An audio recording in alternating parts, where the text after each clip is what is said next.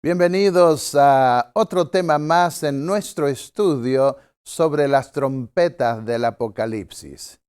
Quiero decirles una vez más que un estudio de las trompetas del Apocalipsis requiere un esfuerzo un poquito mayor de concentración. Y los animo para que puedan seguir el desarrollo de estos temas, porque las trompetas del Apocalipsis ocupan un lugar muy importante en ese último libro de la Biblia. Los capítulos 8, 9, 10 y parte del 11 tratan acerca de las trompetas, así que es necesario considerar estos temas bien. En dos temas anteriores estuvimos mostrando el lugar que ocupan las trompetas del Apocalipsis en ese último libro de la Biblia. Y también estuvimos considerando el propósito o los propósitos, pero relacionados con un propósito especial y que es responder al clamor de los justos, de los santos que claman bajo la tribulación, bajo la opresión. Ahora vamos a estudiar el capítulo 8 de Apocalipsis y vamos a ver más en detalle la proyección de las 4 primeras trompetas del Apocalipsis. Podemos anticipar esas trompetas y ese propósito como castigos de Dios contra cruces y leones. Más que los leones y las cruces, ese castigo es contra aquellos que usaron cruces y leones para perseguir al pueblo de Dios. El séptimo sello, según ya estuvimos viendo anteriormente, tiene que ver con las 7 trompetas y con la intercesión ante el altar. Dice Apocalipsis 8, versículos 1 al 5. Cuando el Cordero abrió el séptimo sello, hubo un silencio en el cielo de casi media hora. Una solemnidad en el cielo, porque ahora ese libro de la herencia estaba abierto y el juicio estaba para consumarse. El juicio ejecutivo. Y dice allí, vi a los 7 ángeles que estaban ante Dios y les dieron 7 trompetas. Es el momento en que Dios va a ser justificado para castigar al mundo, porque no habrá escuchado a esos juicios que Dios envió en lo pasado contra el imperio opresor. Ahora, las naciones se unen para hacer lo mismo y entonces Dios delante del universo es justificado para intervenir para siempre. Allí se verá la justicia de Dios. Y otro ángel con un incensario de oro vino y se paró junto al altar y le dieron mucho incienso para que lo ofreciera con las oraciones de todos los santos sobre el altar de oro que está ante el trono. Está la respuesta divina a ese clamor que llega hasta el altar de oro que está delante del trono de Dios. Y está también la respuesta divina mediante los juicios de las trompetas, así representada en este séptimo sello. En Apocalipsis 8:4 dice, y el humo del incienso junto con las oraciones de los santos subió de la mano del ángel a la presencia de Dios. Y el ángel tomó el incensario, lo llenó con fuego del altar y lo arrojó a la tierra. Y hubo truenos y voces, relámpagos y un terremoto. Acá vemos las trompetas conectadas también con el juicio de Dios. Vemos una conexión con la intercesión celestial en favor de los que claman. Esa intercesión que se da para sostener la fe, la vida espiritual de aquellos que son oprimidos en la tierra. Pero al final se ve que culmina este testimonio de la manera en que Dios respondió a su pueblo que clamaba por liberación, culmina con los juicios de Dios, con truenos, voces, relámpagos y un terremoto. Todas las series proféticas terminan con voces, truenos y relámpagos, esas séptuples series proféticas, ya lo vimos. En el séptimo sello, el silencio de media hora no es el sello, sino lo que Juan ve. Los 6 sellos precedentes pertenecen a los que se anotaron para recibir la herencia prometida en el libro de Dios. El séptimo sello corresponde al Señor, su parte en cumplir con su promesa de proteger a su pueblo hasta el fin. Esto lo vemos, este mismo principio lo vemos en la ley de Dios. Dice con respecto al cuarto mandamiento, en 6 días, dice Dios, harás toda tu obra, pero el séptimo es para el Eterno tu Dios. Los 6 sellos pertenecen al pueblo cristiano. El séptimo es de Dios. Es la respuesta divina al clamor de su pueblo. Y responde, como vimos, de 2 maneras. Fortaleciendo la vida espiritual, haciendo ascender hasta el trono de Dios como en un incienso, como en un perfume exquisito, esas oraciones, acompañadas de la justicia de Cristo. Y también mediante los juicios de trompetas. El séptimo sello prueba que el Señor respondió al clamor de los mártires del quinto sello, castigando al imperio opresor. Y en realidad castigando también a la sección pagana, la parte anterior de ese imperio, porque está allí la respuesta del clamor de todos los justos de toda la era cristiana. Durante el segundo y tercer siglos de la era cristiana, y en el cuarto también, se esperaba que el anticristo viniese después de la caída de Roma y se sentase allí con 10 reinos sobre una iglesia apóstata. Esta interpretación de los primeros cristianos estaba basada en Daniel, el profeta Daniel, el apóstol Pablo y el apóstol Juan.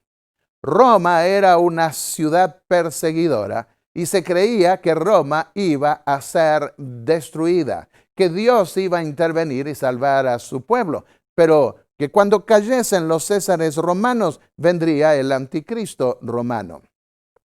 Veamos. El anticristo provendría de Roma. El cuerno, según la visión de Daniel, el capítulo 7, que representa al anticristo, proviene de la cabeza de la bestia que representa a Roma. Así que tenía que provenir de Roma. En segundo lugar, el apóstol Pablo en su segunda carta a los tesalonicenses, capítulo 2, versículos 4 al 7, dice, se sienta en el templo de Dios haciéndose pasar por Dios. Se sentaría sobre la iglesia de Roma, en otras palabras, haciéndose pasar por Dios. Y esto ocurriría una vez depuestos los emperadores paganos de Roma. Aunque en la última parte algunos parecieron convertirse al cristianismo, conservaron las mismas fórmulas paganas del imperio y el paganismo estuvo representado además hasta prácticamente al fin en el Senado romano. Roma era una ciudad enemiga, el cuartel general del diablo. Así la consideraron los primeros cristianos. De allí venía la ira de Satanás contra ellos. Pero en el siglo IV comenzó a darse un cambio. La persecución amainó luego de la conversión nominal de Constantino. La ciudad de Dios comenzó a relacionársela ahora entonces con Roma. Si el emperador se convertía al cristianismo, entonces tal vez Roma no sería destruida, podría convertirse y pasar a ser el centro del cristianismo. Y vio Constantino, según cuenta la leyenda, al mirar hacia el sol vio la señal de la cruz e hizo cambiar de los escudos, los símbolos paganos de los escudos de los soldados romanos para poner el símbolo de la cruz. Bueno, ahora desde Constantino, desde el bautismo de Constantino, no necesitaba la gente o los cristianos mirar más a Roma como el blanco de los juicios de Dios. ya que Roma se estaría supuestamente convirtiendo al cristianismo y podría triunfar sobre el paganismo. En esta lámina vemos a un papa bautizando aparentemente a Constantino y aparece con la corona que se puso el obispo de Roma muchos siglos después. Se transportó una creencia de siglos después a lo que habría pasado en Roma, pero no fue el obispo de Roma el que bautizó a Constantino según la historia. Con la invasión de los bárbaros a Roma se levantó un nuevo problema. Agustín de Hipona en el V siglo se vio confrontado a la acusación de los paganos de que Roma no estaba siendo protegida por el Dios de los cristianos como lo había sido en siglos pasados bajo los dioses paganos de los planetas, Mercurio, Júpiter, etc. El problema se dio con la invasión y saqueo de Roma por Alarico. ¿Por qué estaba siendo castigada Roma? ¿Cómo responder a los paganos que decían que el Dios cristiano no protegía al imperio? Y Agustín de Hipona encontró en lo que hoy se conoce como amilenialismo una solución. Él dedujo que la iglesia estaba ya reinando espiritualmente desde el Pentecostés hasta el juicio final. Desde el Pentecostés hasta el juicio final, la iglesia ya estaba reinando. Negó un milenio literal que tendría lugar a partir de la segunda venida de Cristo y que se conoce como premilenialismo. Roma se convertiría según este nuevo concepto y no necesitaría ser destruida. Pero eso no es lo que dice el Apocalipsis. Agustín de Hipona sepultó el historicismo por 1000 años. El historicismo consiste en ver el cumplimiento de las profecías apocalípticas desde la primera era cristiana hasta el fin del mundo, hasta la venida de Cristo. Y preparó Agustín de Hipona el camino para que otros concluyesen que el reino de la iglesia comenzó con la ascensión del obispo de Roma al poder. Eso significa que el mundo hoy no será destruido, sino que se convertirá. Hoy muchos están cayendo en esa trampa. Otra vez se están uniendo, esta vez religiones cristianas también, todas impulsadas por un ecumenismo que está dirigiendo el mismo papado romano y que pretende que este mundo se puede convertir. Esa filosofía viene de aquella época cuando pareció que el primer emperador se había convertido y después otros emperadores se habrían convertido. Pero fue cierto también que Constantino siguió con prácticas paganas al mismo tiempo que adoptaba algunas cristianas y se valía de consejeros paganos y cristianos para resolver los problemas de las dos religiones. Algunas excepciones a esta interpretación de Agustín de Hipona se dieron. Andreas de Cesarea, que vivió en el V o VI siglos, en la época en que se consumaron las primeras 4 trompetas del Apocalipsis. Él consideró que la primera trompeta se dio con la quema y degüello de las invasiones bárbaras en relación con Roma. Él pudo percibir ese cumplimiento de las trompetas allí. Desde al menos el siglo X comenzó a verse al gobierno de los papas de Roma como el anticristo apocalíptico que iba a suceder a los emperadores romanos sobre la capital del imperio. Un dato definido lo encontramos en el arzobispo Arnulfo de Reims, mientras presidía el concilio de Reims en el año 991. Él expresó su convicción de que el Papa Juan XV era el anticristo predicho por Pablo, quien se sentaría en medio de la iglesia. Beato de Liébana, un monje español en el siglo VIII. Él entendió que las langostas de la quinta trompeta cuadraban con las invasiones sarracenas y muchos lo siguieron, aún Lutero en esa interpretación. Pudo ver en la invasión, las primeras invasiones islámicas, las características cuadraban a la perfección en sus días con la descripción del Apocalipsis.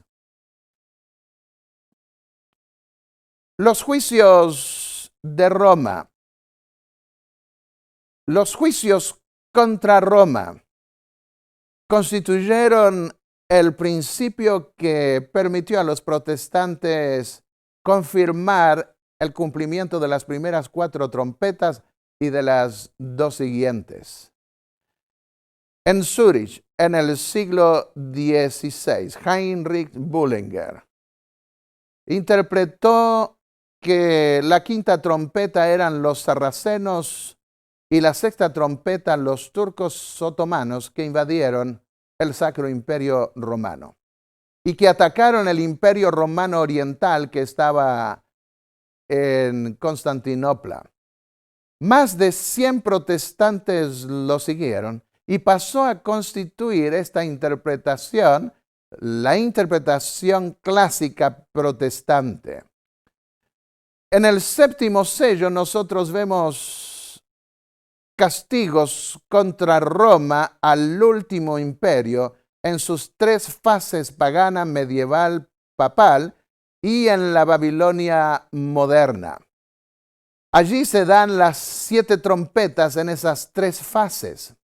La revisión de esos juicios divinos se da en la conclusión del juicio para vindicar a Dios y mostrar que respondió al clamor de los santos, aunque la respuesta final, completa y absoluta vendría en el fin del mundo.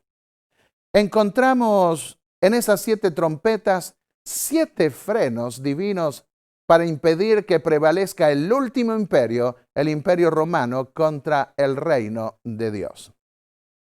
Comencemos viendo en detalle la primera tribulación, la que tiene que ver con esa tribulación causada por Roma pagana. Jesús anunció que venían días peligrosos. Y no dijo Jesús, vengan que conmigo no les va a pasar nada. Fue franco. El mensaje del Evangelio es abierto, directo y no esconde. Dice Juan 16:2, versículos 33. Viene la hora en que el que os mate pensará que está rindiendo servicio a Dios. En este mundo tendréis aflicción, pero confiad, yo he vencido al mundo. Y luego dijo en Mateo 10, versículos 16, 22, 38 al 39, os envío como ovejas en medio de lobos, seréis odiados por todos por mi causa.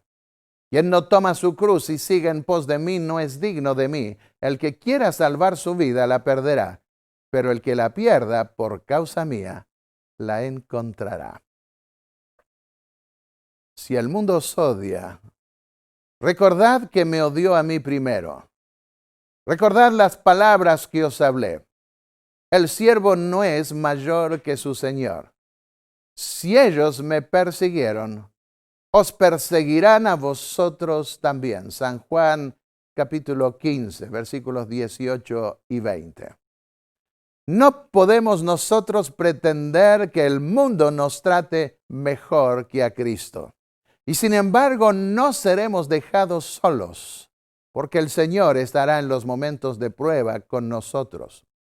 Escribiendo a su discípulo Timoteo en su 2ª carta desde la cárcel, escribió el apóstol Pablo, el capítulo 3, versículos 10 al 12. Conoces sobre mi manera de vivir, paciencia, amor, persecuciones, padecimientos, sufrimientos. El que quiera vivir piadosamente en Cristo padecerá persecución.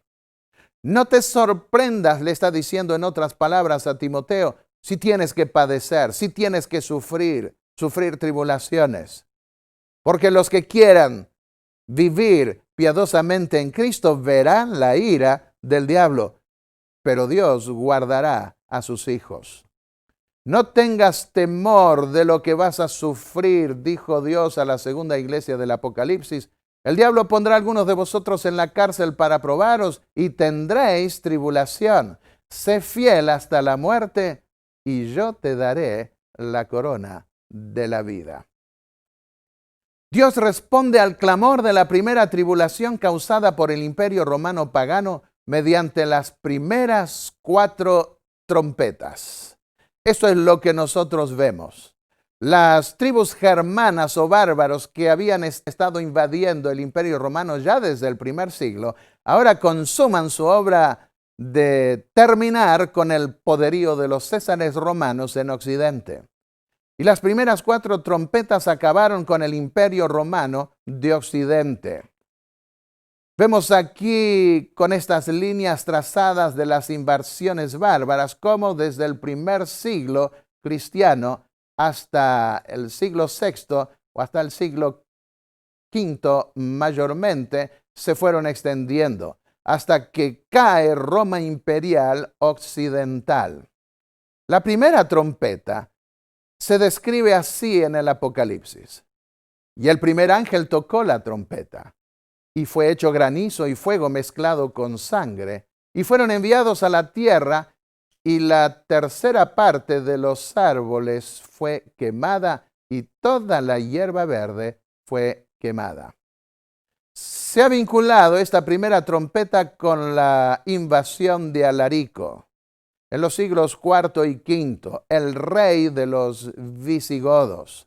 Los pueblos godos comenzaron a invadir el Imperio Romano y fueron extendiendo su poderío y acercándose cada vez más a Roma, hasta que Alarico llegó y penetró dentro de Roma. Había enormes bosques y plantaciones que pertenecían a los senadores, eran parte de la lujuria romana. Y el jardín de Salus fue quemado por Alarico. Y cuando vinieron los senadores y le preguntaron si no tenía temor por la cantidad de gente que había dentro, se burló Alarico y dijo: cuanto más hierba hay, mejor se la corta. A veces la expresión de árboles se refieren a hombres también en la Biblia y podría tener un sentido figurativo. Pero hay también una realidad, y es que Alarico prefería hacer paz con las murallas y pedía en su lugar tierras, cereales y dinero. Y él saqueó Roma. Las 3 capitales fueron Roma, la única que fue tomada, Ravenna, que fue probablemente evitada, y Constantinopla. 3 veces invadió desde el año 408 hasta el 410 Roma, hasta que entró adentro y llegó a poseer Roma. La expresión tercera es una expresión idiomática para referirse a una parte. Los historiadores refieren las invasiones de Alarico como el comienzo de la decadencia romana. Así que fue un hecho muy significativo. Por primera vez en siglos, desde que el general Aníbal había llegado hasta las puertas de Roma, ahora Roma estaba siendo invadida y este general Alarico, príncipe de los visigodos, penetró en su interior. Varias secciones de Roma fueron quemadas. El 25 de agosto del año 410 se consumó esta intervención de Alarico. Y muchos cristianos, muchos paganos se refugiaban en las iglesias cristianas porque Alarico decía, y lo mismo otros de los invasores bárbaros, que no iban a pelear contra los siervos de Cristo, sino contra los paganos. Ellos vinieron del norte, granizo y fuego mezclado con sangre. Algunos han visto en la idea del granizo algo que tiene que ver con la venida de los lugares fríos del norte de Europa.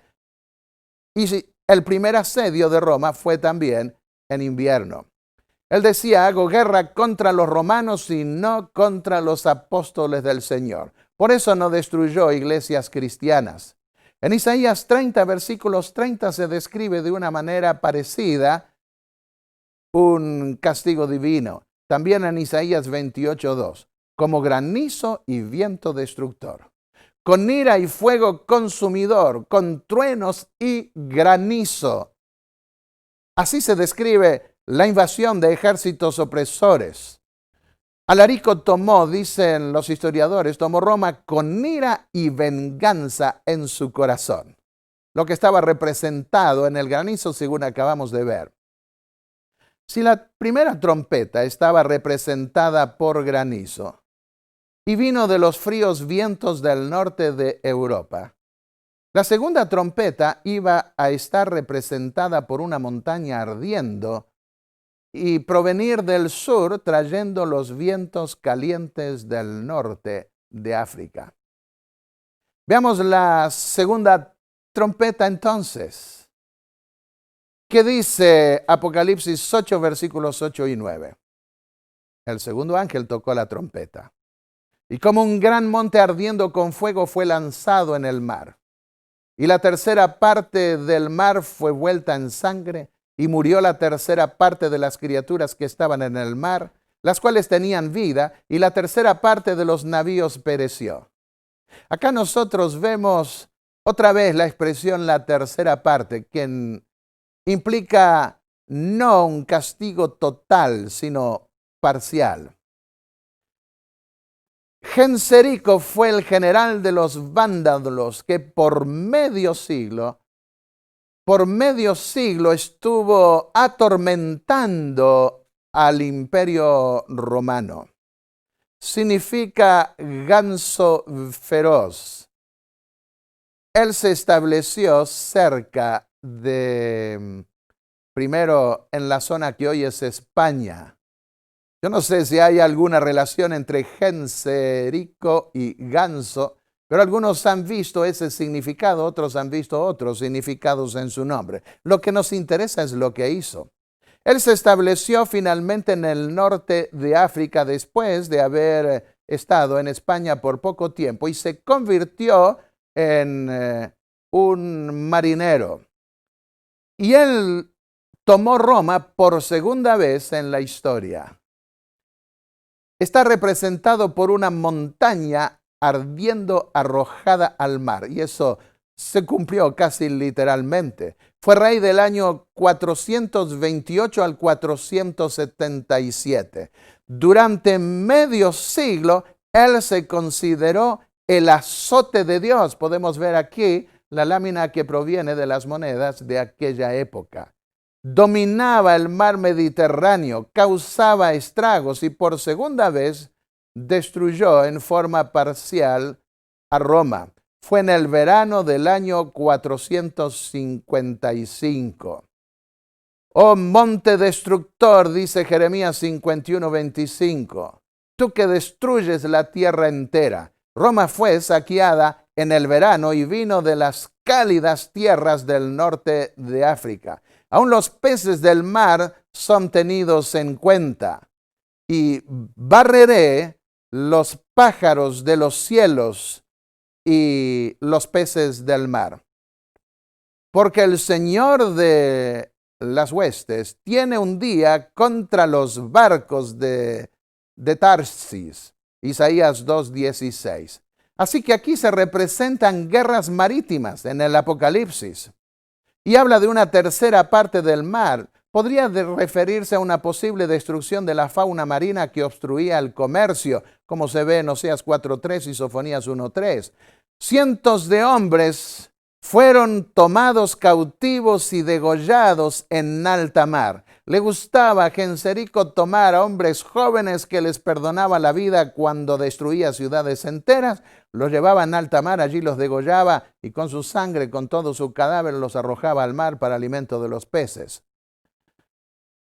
Podría referirse, sin embargo, y también implicado en esto, al comercio marítimo. Ahora llama la atención, porque más de 1000 barcos romanos y 100,000 guerreros se unieron para acabar con este terror del Mediterráneo. 2 flotas o 2 grandes ejércitos buscaron acabar con él y no pudieron. Y la mayoría fue arrastrada, fue destruida y arrojada al mar. Cuenta la historia que cuando con semejante flota Genserico se vio cercado allí en Cartago, en el norte de África, al sur de Europa, pidió que le dieran 3 días o 4 para entregarse. Y para evitar tanto derramamiento de sangre decidieron esperar. Pero él era muy astuto, sabía que venía neblina bastante a menudo y efectivamente vino neblina. Y cuando esa neblina vino, lanzó sus ejércitos, sus barcos contra esa flota. Produjo una destrucción terrible de vidas, como la mitad de todo eso llegó a perecer y tuvieron que huir con lo poco que les quedó los romanos. Desde entonces, nos dice el historiador belga Pirenne, el imperio occidental estaba perdido. Las arrojó al mar, la mayoría fue destruida y arrojada al mar. Hizo de las tierras calientes del norte de África su cuartel general, especialmente en Cartago. Veamos la tercera trompeta. La tercera trompeta se describe así. El tercer ángel tocó la trompeta y cayó del cielo una gran estrella, ardiendo como una antorcha encendida. Y cayó en la tercera parte de los ríos y en las fuentes de las aguas. Y el nombre de la estrella es Ajenjo. Y la tercera parte de las aguas fue vuelta en ajenjo, y muchos hombres murieron por las aguas, porque fueron hechas amargas.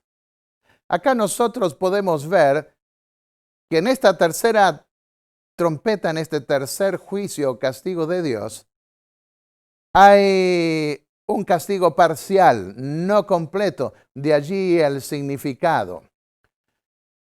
Fue el rey de los hunos quien cumplió a la vista de muchos en los siglos pasados con la representación de la tercera trompeta o juicio de Dios. Y él también se estableció o prevaleció desde el año 434 al 453. Atila, el general de los hunos.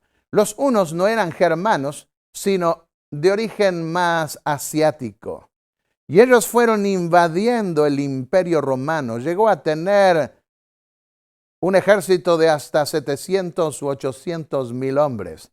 100 ciudades fueron totalmente niveladas. Degollaban los niños. De allí es que se habla de invasiones bárbaras y el término bárbaro llega hasta nosotros. Llama la atención de que las estrellas de la tercera y cuarta trompetas vinieron del este, de donde vienen las estrellas. En ambos casos, la rapidez del desarrollo de dominio de la quinta y de la tercera trompetas cayó sobre pueblos y naciones como un meteoro, como viniendo también del oriente. Eso está visto también en el libro de los Jueces, en el capítulo 5. Atila decía, las estrellas caen, la tierra tiembla, soy el martillo del mundo. Miren ustedes cómo se jactaba. Y entre sus títulos reales puso azote de Dios. El lugar donde mi caballo pone sus pies, en ese lugar no crece de nuevo la hierba. Oh, podríamos decir nosotros, pero le gustaba ostentar su poder. Y cayó sobre la tercera parte de los ríos y sobre las fuentes de agua, dice la Biblia. Y cuando vamos a ver, como es en este mapa, lo que los historiadores describen, vemos que suelen representar sus movimientos en relación con los ríos, porque así era su costumbre. Él no tomó la ciudad de Roma. Cuando fue a tomarlas, dice la leyenda que salió el Papa en aquel entonces y que con la ayuda de Pablo y Pedro, que aquí aparecen como con espadas en este cuadro medieval, habría salvado a Roma. Pero lo cierto es que tuvieron que pagarle un tributo muy grande. Se lo consideró como el hombre más poderoso de Europa en su momento.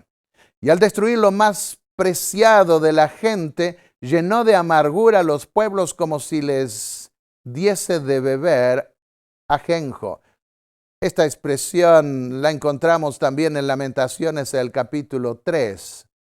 El imperio de los hunos podemos ver cómo se extendió por el norte de Europa y del oriente, viniendo especialmente del oriente. La Biblia considera la injusticia social, la compara con veneno y ajenjo, Amós 5, 7 y 6, 12. Las aguas sucias traen desgracia en lugar de vida.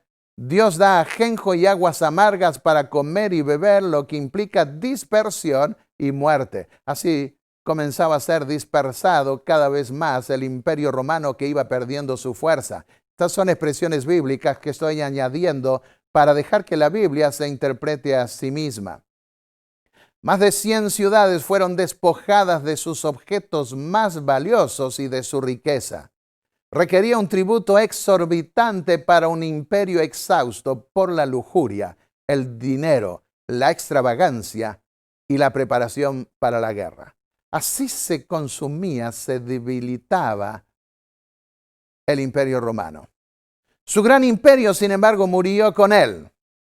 En el año 453, nos dice Pirene, su muerte libró al imperio de su peligro más grande en la historia.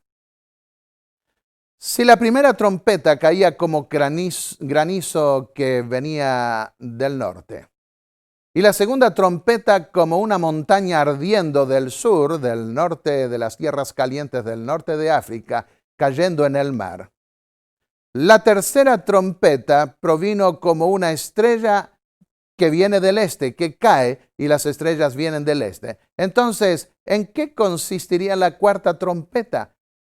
En el ocaso de los emperadores. Veamos a continuación la cuarta trompeta. Dice Apocalipsis 8:12. El cuarto ángel sopló su trompeta, y una tercera parte del sol fue herida, una tercera parte de la luna y una tercera parte de las estrellas. Ahora, ¿qué representa esto? Aquí nosotros estamos viendo que con esta cuarta trompeta se consuma la caída del Imperio Romano antiguo y entramos en la edad oscura, como fue llamada, en donde algo de claridad hubo, pero se perdió la grandeza y la fuerza de Roma. De tal manera, sigue diciendo Juan, que un tercio de ellos se oscureció, un tercio del día se quedó sin luz y un tercio de la noche. Vayamos a la Biblia para tratar de entender el símbolo descrito aquí.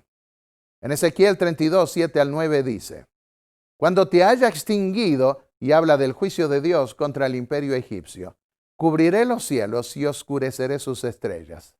Entenebreceré todos los astros y traeré tinieblas sobre tu país.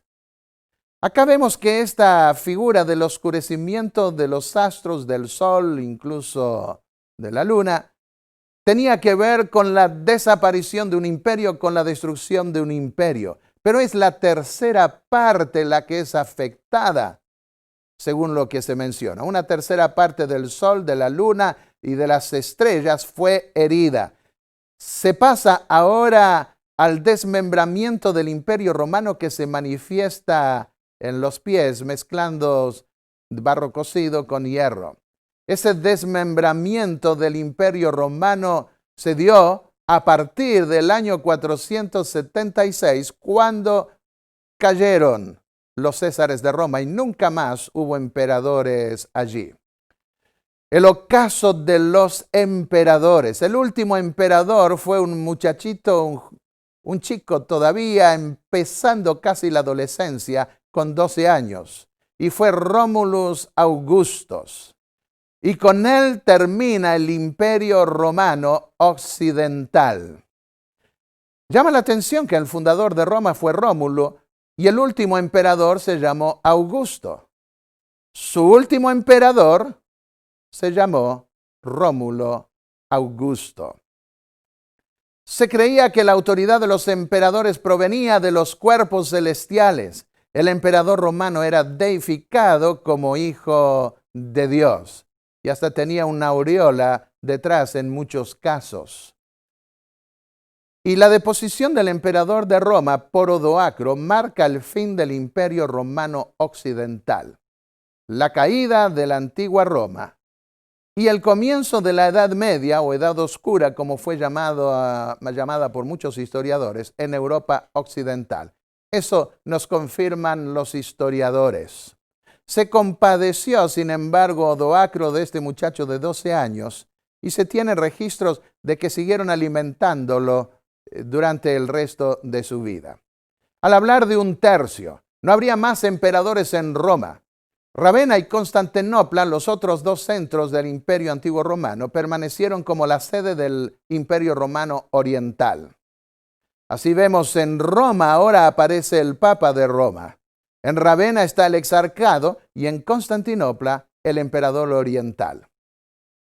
El cuarto juicio cae así contra el Imperio Romano en su sistema imperial y religioso, que aún así mantiene algo de su esplendor político en el sistema político religioso que lo suplantó durante la Edad Oscura. El Senado continuó operando, sin embargo, aunque ya sin el emperador, hasta que también, unos años después, unas décadas después, dejó de existir para siempre. Queridos amigos, yo quiero decirles que estas historias, estos eventos del pasado, nos muestran que lo que Dios advierte se cumple. La pompa, la gloria del Imperio Romano pagano se opacó, perdió esplendor, perdió luz. Eso ocurrirá en el fin del mundo también, cuando toda la pompa de los gobiernos y de las religiones y de todo lo que los hombres construyen perezca ante el esplendor de la gloria del Hijo de Dios, quien vendrá, según nos dicen los evangelios, en la gloria de su Padre para redimir a sus hijos. Los invito a inclinar el rostro para concluir con una oración. Padre y Dios Santo que estás en los cielos, venimos a ti, Señor, para pedirte que nos llenes de la gloria que viene de arriba. Queremos dejar de lado los atractivos humanos, esas estrellas fugaces, esos altares que se levantan de estrellas del deporte, de podios de santidad o del cine o de tantas otras cosas más que desvían la mirada del único que es el fundamento de nuestra fe, de la palabra de Dios y de tu Hijo Jesucristo, nuestro Rey, nuestro Príncipe. Te pedimos, Señor, que nos des esa gloria espiritual para que estemos preparados para contemplar su gloria eterna cuando venga por su pueblo, en el nombre de Jesús. Amén.